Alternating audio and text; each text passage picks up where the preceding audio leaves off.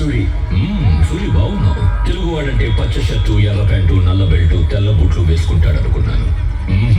నువ్వు చాలా స్టైల్ గా ఉన్నావు. ముంబై నుంచి స్టీఫెన్ వస్తున్నాడంటే తెల్ల జుబ్బా వేసుకుని నోట్లో జరదా నవ్వులుతూ ఎర్రబొట్టు పెట్టుకుని జేబులో గన్ను పెట్టుకుని ఉంటాడు అనుకున్నాను. పర్లా, నువ్వు కూడా స్టైల్ గానే ఉన్నావు. కూర్చుని మాట్లాడుకుందాం రా. Correct Suri, your right. Trend మారింది. అక్కడే నువ్వు నాకు నచ్చావు. సూరి, ఇండియాలో ఉన్న స్టేట్స్ అన్ని నా గుప్పెట్లో ఉన్నాయి, ఆంధ్రప్రదేశ్ తప్ప. దీన్ని గుప్పట్లో తెచ్చుకోవడం నాకు పెద్ద మ్యాటర్ కాదు.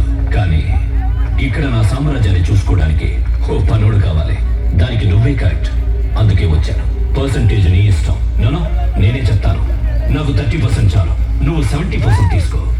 నాకు కావాల్సింది డబ్బు కాదు, ఈ స్టేట్ మీద పట్టు కావాలి. ఈ దేశం ఈ సుప్రీంని చూసి భయపడాలి, ప్రపంచం వణకాలి. నాతో చేతులు కలుపు, ఈ రాష్ట్రాన్ని కుమ్మేద్దాం. ఏమంటావు?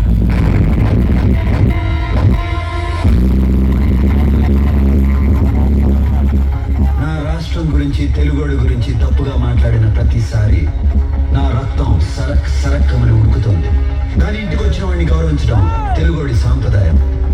బ్రతికిపోయావు, లేకపోతే పీస్ అయిపోయేవాడివి. బయలుదేరు.